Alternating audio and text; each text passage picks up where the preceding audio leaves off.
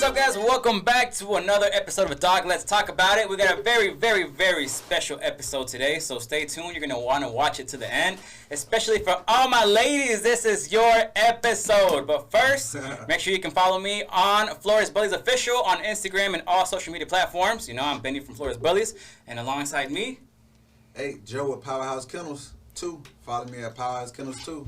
And our guest today, I'm going to let her introduce herself. I like to let my guests introduce themselves because that's the respect I give them. You know what I'm saying? Yeah, so definitely. Go ahead and introduce yourself. So I am Smoke with Smokinaceskennels. And if you don't know, you're about to know what she's got cooking up because she is stirring the pot here with other breeders in Georgia. And she's got some moves coming along. And that's one of the biggest reasons why she's here. And first of all, I've been wanting to sit down and talk to her. But let me tell you, it's been so hard to get her to sit down. I don't know how you did it. I don't know what kind of contacts you got, bro. But I've been trying, and it just never happens. So I don't know, whatever strings you pulled and favors you had locked in, they worked. Because we got her. I asked for a favor. That's all I did. Favor for a favor. Hey, but before we get into it, I need you engaged. Don't worry about the cameras. Okay. Right? That's your mic. If you need to move it up. We here. Don't worry about that. Normal. Homeboy, we've had people in here, all they do is just like to the camera the whole time. It happens. It happens. It's fine. Yeah. We got to start giving disclosures like. Because I'm like, which one do I look at? I don't know. You don't got to worry about it. You just look at us. This is conversation. The camera's looking at you. Okay. Yeah, we're good. I'll shoot like this. I was like, oh, let me get it over here. Yes, please bring it For back. like 10 minutes, shoot like this. Bro, the first time we recorded, everybody was just staring at the camera. Nobody even looked at each other. We were all like, yup. we couldn't even engage in the conversation we were having because everybody was looking at the camera. But it's a process. It's a process of learning. Exactly. Because at first I'm like, what am I? Yeah, I saw her kind of go like, woo. All right, I'm here now. But, all right, so I'm going to let you take this one. Do you want to go ahead and jump into the big thing that we're talking about? Or do you want to take it like little by little and try to get to know Smoke a little bit? Your call. Man, let's get to know Smoke. Okay. Who is Smoke? Like, come on, talk about Smokinaceskennels. Well, I'm Smoke. I was born in Cincinnati. Moved here from Alabama. I've been in Georgia now for about 23 years. I've always, kind of liked dogs. I dealt with dogs a while in the past. But this time I kind of just, wanted to get a dog just as a pet, and then it just kind of turned into some other stuff. But, really my background is I'm a businesswoman first. I'm an Allstate agent. I have an Amazon store, do Turo, so I'm a businesswoman first. And that's my background. Right now, the main thing that I do is Allstate. That's how I make my bread and butter. That's how I'm able to do all the extra things on the side. So. And that's how we organically put in an Allstate commercial into the podcast. You see how we right? You see how good we are, like a drop. Hey, we are too good at this, man. Hey, Allstate, hear me. I need that. Yes. Jake, what up? Can you do something for me? Yes, Okay. Yeah. So your bread and butter is Allstate. Of course, you love what you're doing. You've been doing it for a minute. Yeah. How did you get into Frenchies, right? Because I hear what you got going on. Then you're in the dog community. Getting into the dog game. Yeah, So, I always had a dog, right? And I always had a dog because I thought it was cute. Mm-hmm. I was just, I like this dog because it's cute and it's popular. But I never knew how to be a dog owner. Okay. I never knew how to truly love a dog. It was just always, I want that because it's like cute. An accessory. Yeah. Mm-hmm. And I have it for a little while, play with it a little while, then I put it away. I don't want it no more. I rehome them, give them away, things like that. So I got to the point to where I was feeling like I wanted another pet. And the way I got to the Frenchie is I went to a Mega Millionaire conference. And there was a guy there that was talking about how he became a millionaire off of breeding dogs. So I said, I'm always looking for different streams of income. Let me see. I already want a dog. So now let me see what type of dogs are really making some money right now. So I did my research. A big dog really didn't fit into my lifestyle. So I came across the Frenchies, and I'm like, that's a cute dog. Let me see what that is. So I started looking into that, and I'm like, well, dang, that's an expensive dog. So That's the first to respond. Exactly. It's cute and expensive. So I'm like, well, he's making all this money, breeding dogs. Let me delve into it a little bit. So I started searching for my first dog. A mistake that probably a lot of people make, getting into this industry with these dogs, not knowing what to look for. Yep. I was just looking for a Frenchie, and then it went from the cost of the dog to me saying, I don't know if I want to spend that much money on a dog. So now I'm taking away all the nicer dogs. I don't care if it's got good genes. I don't care if it's got a good bloodline. I don't care. I'm just trying to put the price down. Yeah, because now I'm just looking at it from a business aspect. Like, how can I make some money? So I found a lot of people online that were not trustworthy. A lot of people that wanted you to send them money up front. They don't want to FaceTime or interact with you in no type of way. And I'm like, okay, I know how much these dogs cost, but you're saying that you want to rehome it to me for $800. Something about this don't feel right. Red flag. Red flag. So I'm like, no, I can't do that. So I came across this one couple, and she sent me a video. And in the video, she said my name. So I felt like, okay, this is a real person. So fast forward a couple of days later, I bought my first dog, which is Lola, my sweet, precious baby. And again, when I bought Lola, I didn't know what to look for. Yeah. All I know, I just need a Frenchie, right? Because I'm going to make some money with this dog. Probably about 3 months into having her, I was like, okay, I can make some money doing this, but this isn't my main focus. Yeah. Like, I've never had a dog like this. I've never had a dog, like, show me so much love and be so loyal. And it was the first dog that I had that didn't get on my nerves. Wow. Like, it was nothing the dog did that made me be like, I don't want to be bothered with this. Even when she used the bathroom in the house, and none of that stuff ever bothered me. So you just had a connection. Yeah, so I started, doing a little bit more research. Then I got another one. I said, okay, now I know what to look for. Now I'm going to get another one. So I got another one that I felt like was, a better quality dog. So I got that dog, then I got another dog, then I got another dog. But still, doing this, I still don't have a vision of what it is that I want. Gotcha. All I'm thinking about is making money. And I realized after 3.5 dogs in, because me and my nephew co-own a dog, I realized after putting that much time and money into it, I did it backwards. And I didn't have a vision on what I wanted.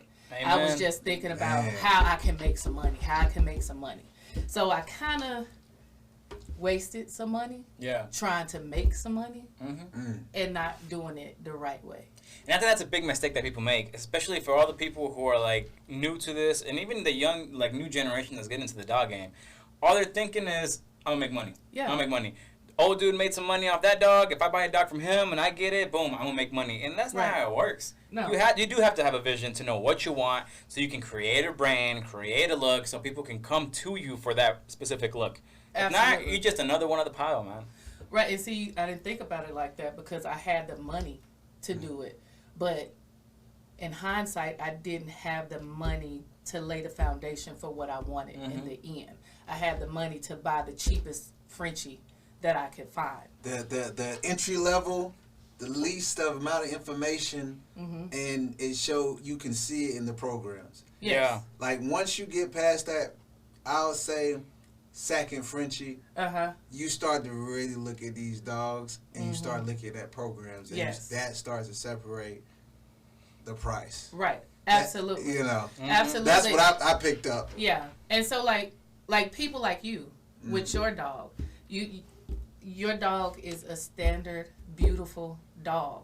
In the beginning, in my mind, everybody that said no pie, no brindle, it meant something was wrong with the dog. But guess what I did? I bought a pie because it was cheap. Yeah. Not that she's a bad dog or the people that I got her from aren't producing good dogs, but just for where I want my end vision to be, that's just not it. Yeah. So I bred Lola one time. She didn't take, and I'm glad she didn't, because that's just not what I want. And And that's a big thing. I was talking to this big breeder over the weekend, and we were having a conversation, and he was like, yeah, like I've been telling these young folks, man, like if you're not excited about the breeding, don't breed. Because you're breeding just to breed. Yeah. Like I get excited about every single breeding that I do because I know what I'm doing. Like as soon as I breed my female, I'm excited, jumping around, going like, man, I hope I get this color. I'm hoping for this. I'm hoping for that. And if you don't feel that when you're breeding, right, you're breeding just to breed. Don't do it. Exactly. Man, I spend more time studying than breeding. I think that'll get you to what you want.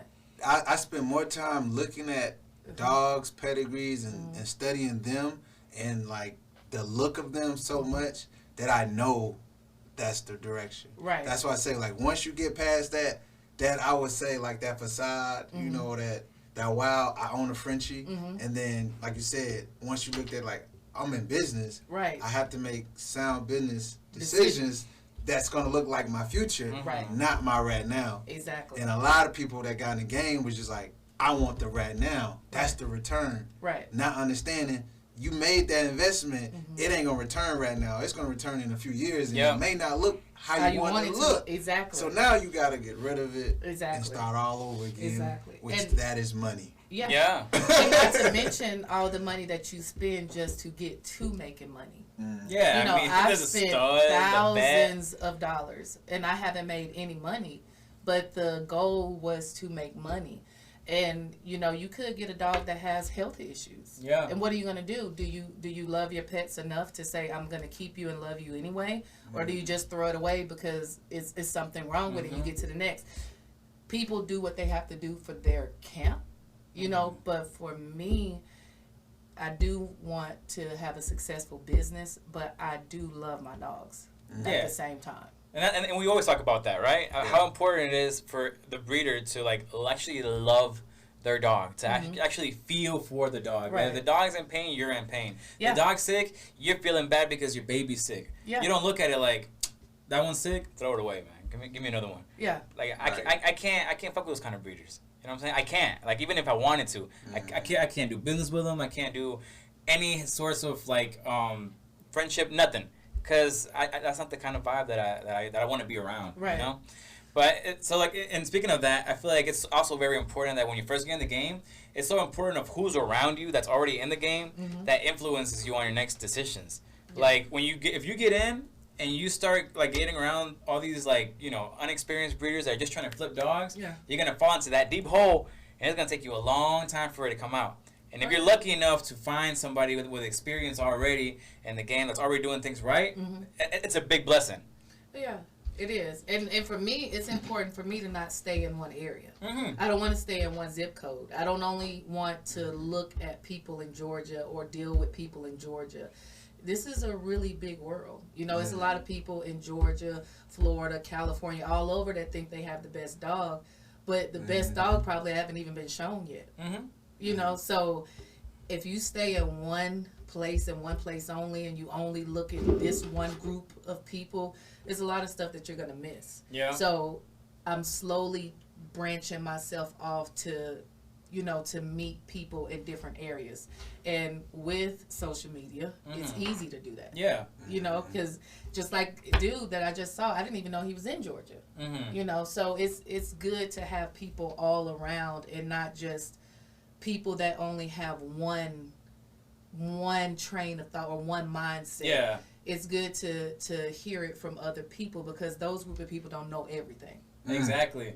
That group of people don't know everything. And what you wind up doing is following their vision and not creating your own.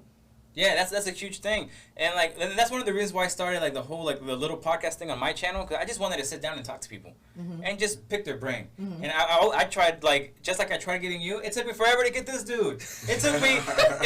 This is what it took. It took me to bring Charles from V12 to come to my house and do an interview, and to call him live on the podcast and be like, "Why aren't you on this dude's podcast?" That's what it took to get Joe. Yeah. And I understand, right? I wasn't mad about it. I understand Joe's a busy dude, and he probably got a lot of people trying to hit him up all the time to talk and blah blah blah blah.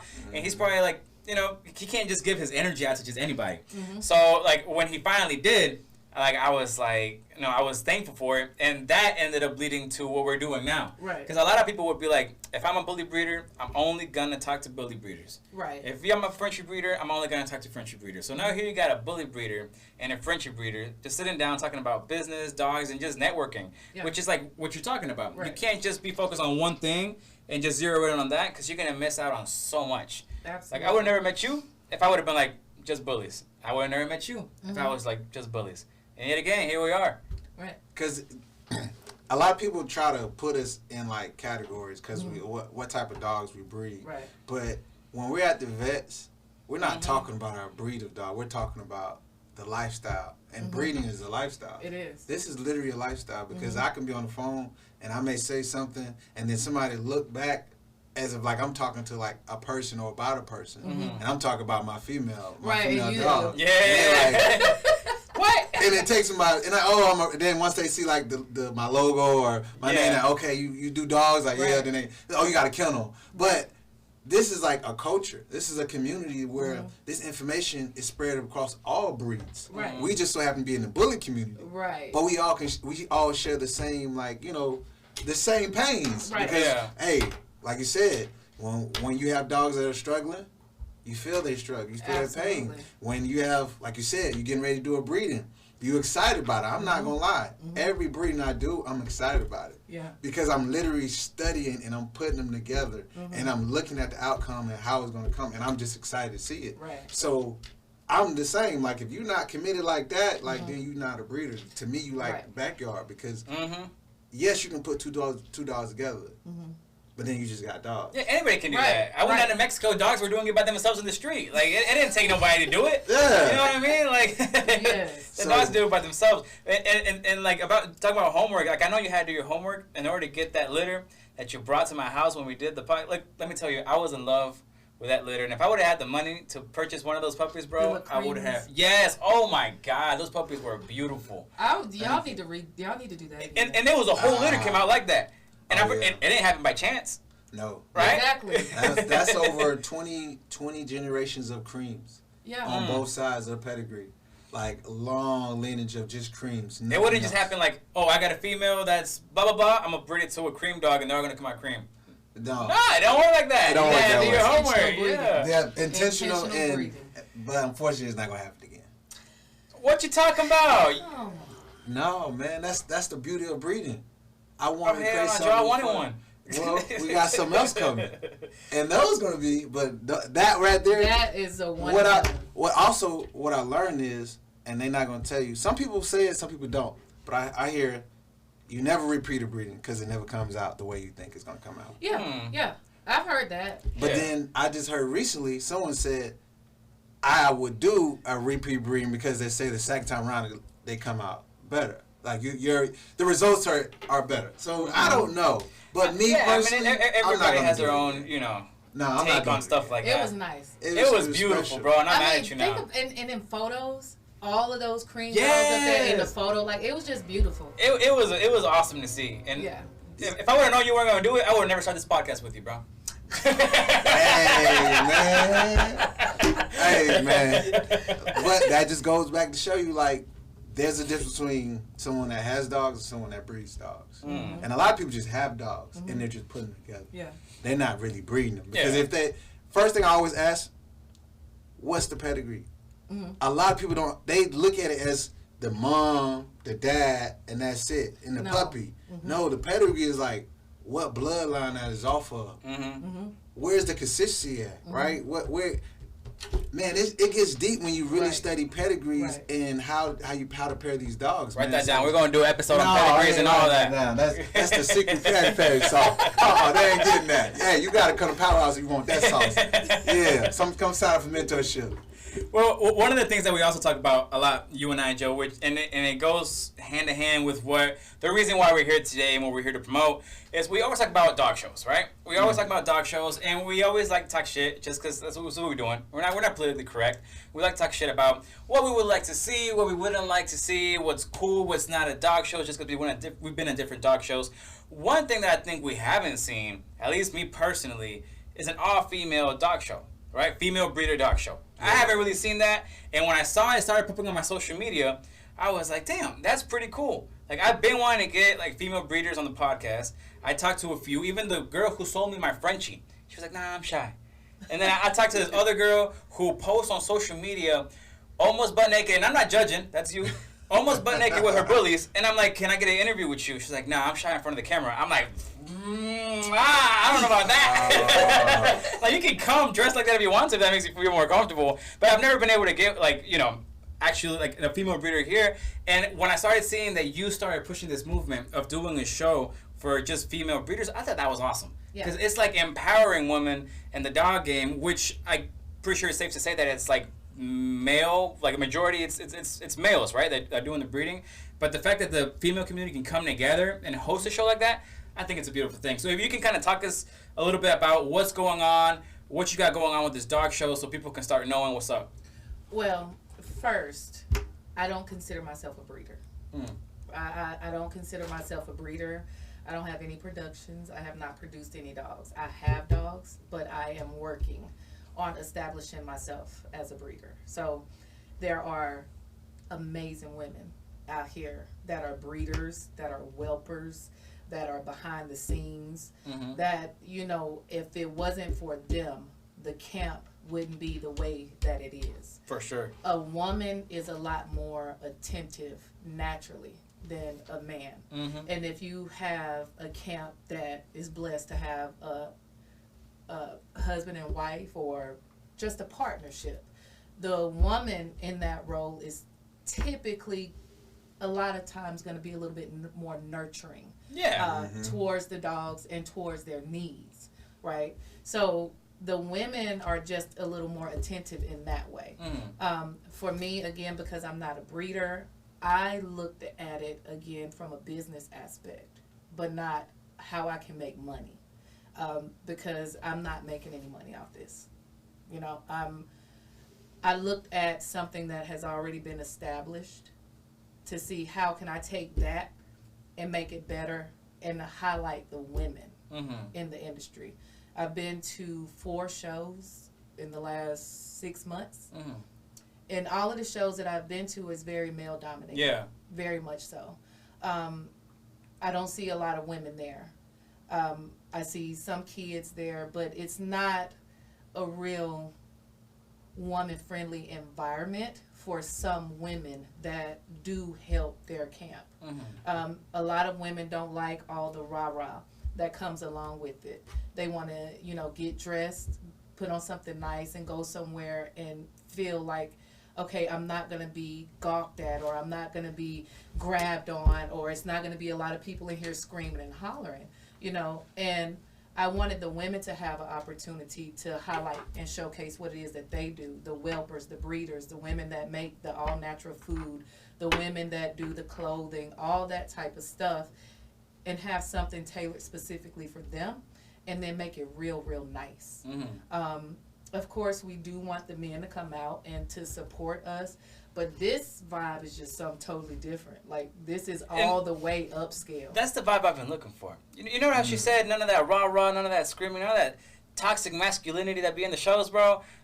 I ain't trying to deal with all that. But I'm toxic masculinity, though. I like the rah-rah. But see, the rah-rah, ain't nothing wrong with the rah-rah. However, I want to be able to hear something. Thank you. I want to see something. I want to walk away and I've learned something. Can we do a question and answer? And can I get up to these breeders and have a moment of their time to talk to them and see how they got to this point without feeling intimidated to walk up to them because it's so much rah-rah. You walk up to the breeder, like you look up to the breeder, right? You walk up to him, and when you get up to his table, he's holding up his dog like this and just screaming. He's not going to answer your question. Right. You're not going to be able to get, like, one-on-one with him. Yeah, he's in a whole different zone. Yeah, he don't even know who you. He don't care. He's trying to get loud and get that trophy. But you also got to understand the culture, though. Right. That's the culture in that environment. Right. So I like what you said earlier about bringing something different to the culture. Right. Because that's a part of the culture where, unfortunately, some people like it. Some people do like it. Some people don't. Some people do. I don't. But me, it's part of the culture, so it's just kind of like hip hop, man. Right.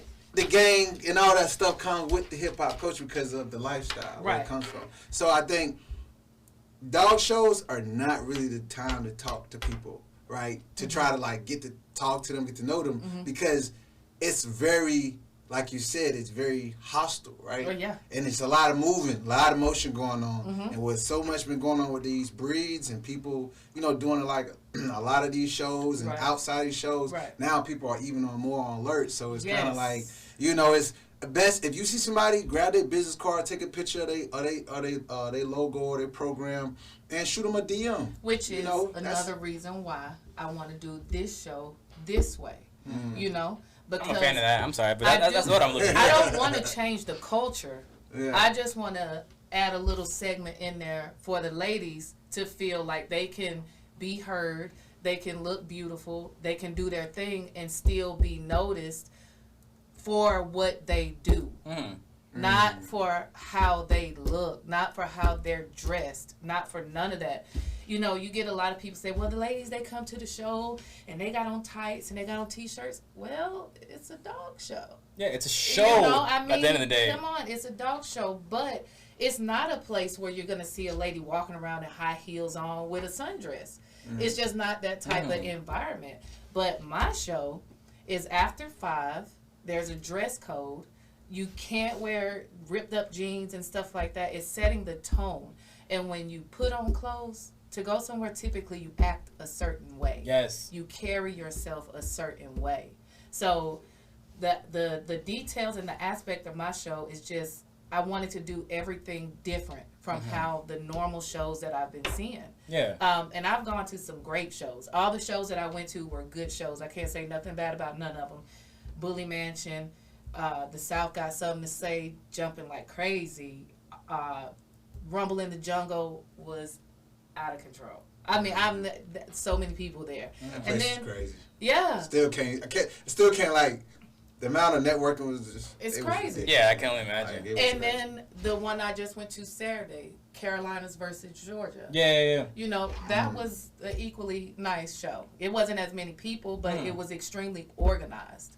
I mean, it was organized. So that's a good thing, But for, like I said, for my show, I just wanted to do something different. I see, like, concessions and food trucks and stuff like that. I'm like, how can I make this different? How about if I have a server in each section serving you your food?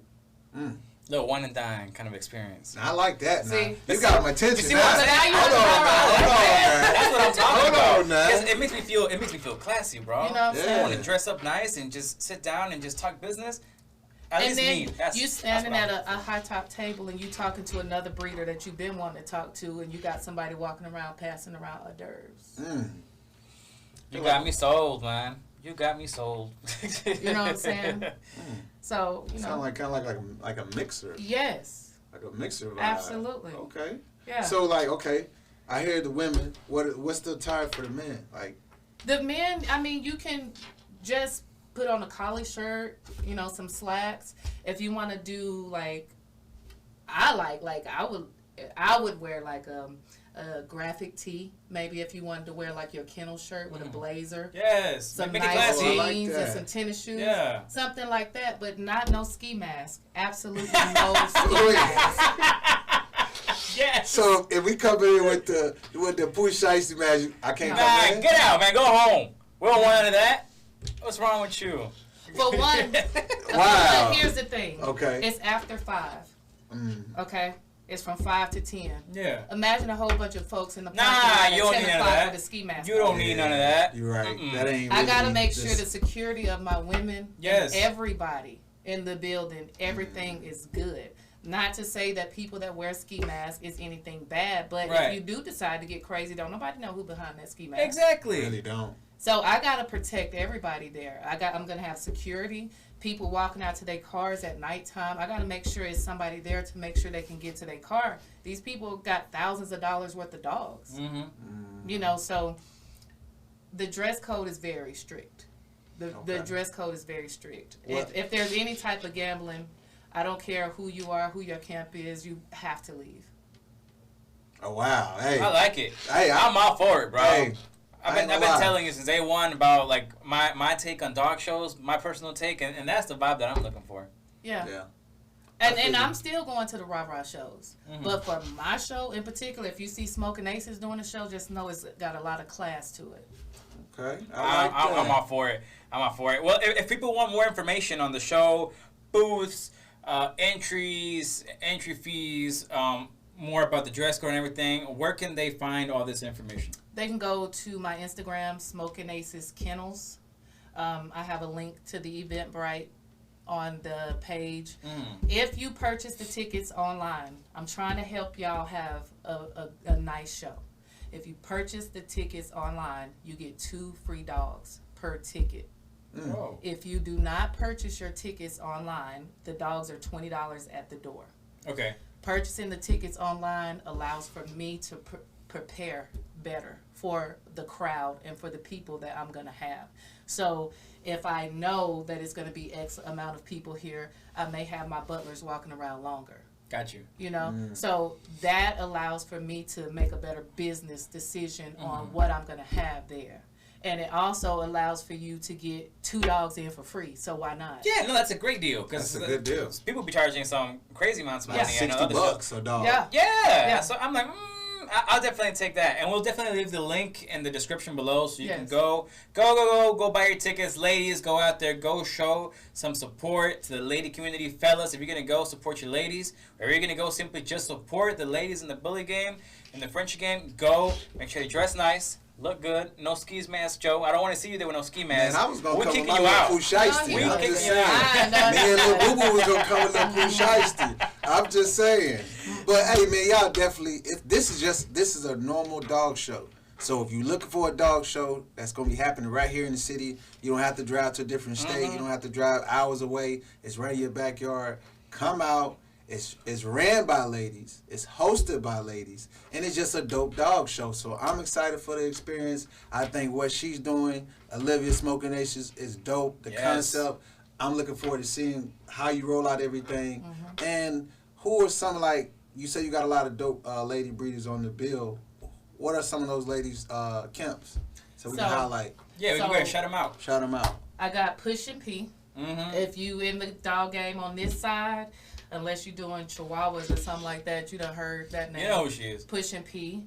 I got Jordan from Powerhouse Kennels. Yeah, that's my babe. What up, babe? I got Jordan. Jordan gonna set y'all straight on y'all. Think y'all gonna get up there just because it's you that your dog gonna win. Jordan gonna be looking for that structure. Thank you. So I got Jordan. I got Jessica from Endgame. She's down in Florida. Okay, that's my people right there. Dope dogs. She has a lot of productions. And what we were talking about earlier about in the industry, it doesn't matter what dog you have, if it's a Frenchie, if it's a bully, no matter what, we can all relate. Yeah. You know? So I got a breeder that does, I hope I don't say it, I think it's Golden Doodles. Yeah, it's a thing. Golden Labradoodles. There's a million doodles out there. It's either Golden Doodle or Labradoodles. I'm so sorry if I said it wrong, but it's Designer Pups of Alabama. Okay. This lady sell more dogs than I've seen anybody sell. Yo, doodles be popping. Like, I'll tell you something. Doodles be popping. Where I work at, where we train dogs at, I think we get about 10 doodles, you know, like every 2 weeks. They are popping. So they're doing something right. We got Big Bag Bullies. She out of Georgia. She got Big Papa Pump. Okay. The bullies. She rapping for the bullies. Yeah. Man, I can't wait to see her in the ring talking her job. Oh man, she coming with it. I can't wait to see. I see how she stepping because she knows she gonna bring it. You know, she went the rah-rah, so she gonna bring that on a different level. Yes. All right. I got Balluminati. She has a show coming up. Okay. Yeah, I got her a part of it. I also have Classy Frenchies out of Alabama. She has Blue Baka. Oh, yeah. I'm ready. Classy. Man, I see. Man, she's stirring up the pot right now. Oh, yeah, man. she talking a lot of jobs. She called it out, so I'm ready to see him there. Definitely. He is one of the dogs I want to see. Yeah. Yeah, it's going to be exciting, man. It's going to be exciting. Absolutely. So those are some of the ladies that I have in place, and I picked all of them for different reasons. But all of them was because I felt like they could add value to what it is that, you know, my idea. They are the ladies that have been on the ground, putting in the work, doing everything that I want to do one day. So I've heard people comments like, why am I doing a show? Who am I to do a show? I don't have any experience. You don't have to worry about me judging, because I wouldn't dare do that. But I got people that do that. I have people that have experience doing that know what to look at, that have productions. So I have all the people in place to have an amazing show. I'm just the mind behind it. Got you. No, and it's a beautiful thing that you're doing, and I'm definitely excited. And if you're a lady breeder and you're watching this and you're like, whoa, how come she didn't reach out to me? How come I didn't get invited to this show personally? Blah, blah, blah, blah, blah. Maybe because you ain't getting yourself out there. And this will be a great opportunity for you to show up, network, and maybe you can be part of this the next time it comes around, and you can be, you know, just more people can get to know you. Because there's some people out there who just, they don't show out. They don't go to shows. They're not active on social media. And then they still, you know, I guess expect one way or another to get, like, personal invites to certain things. It doesn't work like that. So there's your chance, your opportunity to go. And this is your personal invite right here. Yes, this is your personal invite. I'm inviting you. Go buy your tickets. Yes. The link is on the bottom. Again, Smoke, thank you so much for making the time, making the drive. Absolutely. I feel you on the drive because I make about the same drive. Yeah, Joe got his driving. Charging this man for gas money. But thank you for making the drive and the time. We are looking forward to your show. And I'm excited to see where you're going to take it from here. Like, the next show, I'm pretty sure it's only going to get better. Yeah. So it's going to be amazing. Make sure to follow her on social media. What's social media? Smokinaceskennels, SMOKIN. No G. There you go. And I'll put it on there correctly. I'm not gonna mess it up. I already jinxed myself. I'm not gonna mess it up. I promise. You're gonna mess it up. I know. I want to mess it up. I'm gonna put that shit in Spanish. Now you might not mess it up. Make sure to follow us, the podcast, on social media as well. Where you can find us as Dog Let's Talk on all platforms. You can find me on all platforms as well as Flores Bullies Official. Joe. Powwows Kennels 2. There you go. And this was another beautiful episode of Dog Let's Talk About It.